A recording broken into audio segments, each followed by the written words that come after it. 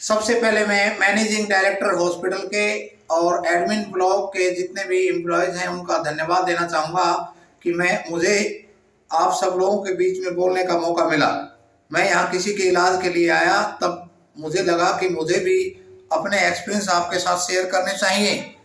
तो मैं आपको विशेष करके ये बताना चाहता हूँ कि दुनिया का हर पेरेंट्स चाहता है कि मेरी संतान अव्वल हो, लेकिन तरीके पता नहीं होता। यहाँ मैं आपके साथ जो तरीके मेरे एक्सपीरियंस के हैं, जो कि कामयाब रहे, हज़ारों लड़कों को कामयाब कर चुके, वो मैं बताना चाहूँगा।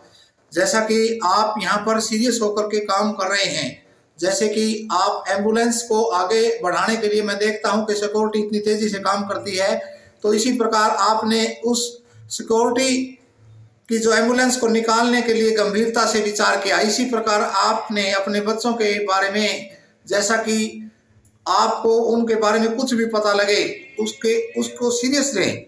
जैसे कि एक बच्चा मेरे समझ में आया कि एक बच्चा मंदिर से पैसे चुराने लगा, तो उसके पिताजी ने उसको बहुत सीरियस लिया और उसको जेब खर्ची देने लगे। तो इस प्रकार से कई बातें ऐसी हैं जो कि आपको गंभीरता से लेनी होंगी। जैसे सुबह उठने के बारे में कई पेरेंट्स सोचते हैं कि कोई बात नहीं, बच्चा सो रहा है, लेकिन नहीं, आपने उसके संस्कारों में ये बीज भर देना है कि सुबह उठना कितना आवश्यक है।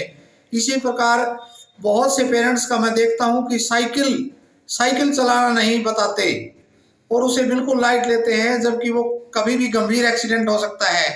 इसी प्रकार मोबाइल के अंदर जो ज़रूरी मैसेजेस तो देखने चाहिए, लेकिन पेरेंट्स मोबाइल एक शौक के रूप में, मेरे बेटे के पास मोबाइल है, बेटी के पास मोबाइल है, ऐसा समझ करके उसे गंभीरता से नहीं लेते और वो मोबाइल पे अपना समय खराब करता है। इसी तरह बहुत सी चीज़ें ऐसी हैं जिनके ऊपर हमें स्वयं को सोचना होगा, और जो आदतें हमारे अंदर हैं वो आपके बच्चे में ट्रांसफर होंगी।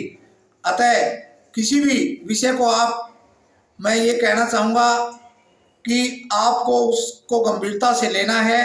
और पेरेंट्स टीचर से मिलने में हेजिटेशन करते हैं, जबकि टीचर और पेरेंट्स के संवाद होने चाहिए। किसी भी विषय में बच्चे से आपकी बातचीत होनी चाहिए। आज को एजुकेशनल है, इसमें बच्चा कहीं भी बहक जाता है, लड़का है या लड़की से माता को बात करनी चाहिए और पुत्र से पिता को एक फ्रेंडशिप के नाते बात करनी चाहिए। नशाखोरी इतना भयंकर है कि देश की अदालतें और नशे के कारण ही अदालतों के अंदर केस भरे पड़े हैं।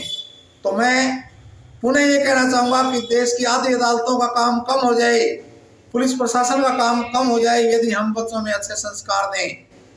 मैं तमाम जो कर्मचारी हैं, नर्सिज हैं और सिक्योरिटी गार्ड्स हैं, डॉक्टर्स तो खैर प्रेजेंट नहीं हो पाए बिजी होने के कारण, लेकिन जितना और भी स्टाफ आप लोगों का है, मैं आप लोगों को यही कहना चाहूँगा कि जो कार्य आप यहाँ कर रहे हैं, आप किसी कारण बस बहुत अच्छा काम कर रहे हैं, लेकिन किसी कारण से आप डॉक्टर इंजीनियर नहीं बन पाए, लेकिन अपने बच्चों को आप बना सकते हैं।